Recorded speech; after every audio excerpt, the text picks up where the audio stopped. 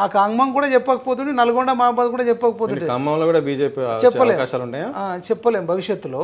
ఎందుకంటే మోడీ వేవ్ అట్లా నడిచింది. ఇప్పుడు ఇది ఒక్క దగ్గర మొదలైంది, ఎక్కడనో. అది ఎట్లా మొదలైంది, ఏం మొదలైంది మరి సోషల్ మీడియా ద్వారా తెలియదు. 2 నెలల కిందట మోడీ వేవ్ లేదు.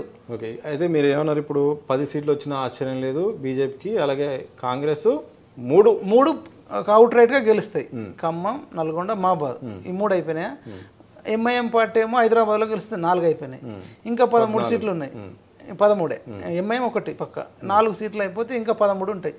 ఈ 13 బీజేపీ గెలిచినా ఆశ్చర్యపోనవసరం లేదు. 13 ఇది టఫ్ పోటీ ఇస్తుంది. ఓకే, అంటే ఎందుకు చెప్తున్నా అంటే ఈ 13 మళ్ళీ అవుట్ రైట్గా గెలిచేటి 7-8 సీట్లు ఉన్నాయి. ఆదిలాబాద్ గన్ షాట్, అసలు తిరుగులేదు, ఆ రేంజ్లో ఉంది అసలు. ఎందుకంటే నాకంటే 4 బీజేపీ ఎమ్మెల్యేలు ఉన్నారు. బీజేపీకి వ్యతిరేకత ఉన్నప్పుడే 4 ఎమ్మెల్యే సీట్లు కొట్టిరు. ఆదిలాబాద్లో పాయల్ శంకర్ అన్న, తర్వాత సిర్పూర్లో హరీష్ బాబు, నిర్మల్లో మహేశ్వర్ రెడ్డి, తర్వాత ముదోల్లో రామారావు పటేల్.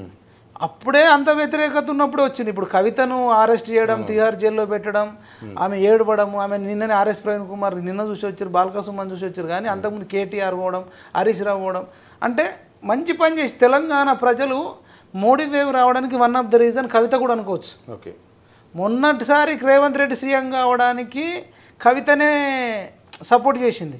సపోర్ట్ అంటే ఆమె ఓటేయమని చెప్పలే, ఆమెను అరెస్ట్ చేయకపోవడం వల్ల బీజేపీ బీఆర్ఎస్ ఒకటే అని చెప్పేసి ఒక నరేటివ్ బిల్డ్ అయింది. కవితను అరెస్ట్ చేయకపోవడం వల్ల, అంటే ఆడదాని వల్ల బీఆర్ఎస్ కూలిపోయింది, అప్పుడు బీజేపీ కూలిపోయింది. రేవంత్ రెడ్డి థ్యాంక్స్ చెప్పాల్సి వస్తే కవితకు లైఫ్ లాంగ్ రుణపడి ఉండాలి. ఆమె కనుక అరెస్ట్ అయి ఉంటే కాంగ్రెస్ పార్టీ రాకపోతుండే. ఈ రోజు అరెస్ట్ చేయడం వల్ల ఇప్పుడు బీజేపీ వాళ్ళు థ్యాంక్స్ చెప్పాలి ఒక రకంగా. అంటే అప్పుడేమో రేవంత్ రెడ్డి లైఫ్ లాంగ్ రుణపడి ఉండాలి కవితకు. ఆమె కనుక ఈ ఏడుపులు పొడబొబ్బులు పెట్టకుండా జ్వరం వచ్చింది, కాలు ఇరిగింది, ఇది బీజేపీ కుట్ర, ఆ కుట్ర, ఈ కుట్ర అని తప్పించుకొని ఏదో లాయర్ని పెట్టుకొని ఇంకెవరినో ఈడీ ఆఫీసర్ను కొనుక్కొని మొత్తానికి రకరకాలుగా చేసి కోట్లాది రూపాయలు ఖర్చు పెట్టి ఆమె అరెస్ట్ కాలే.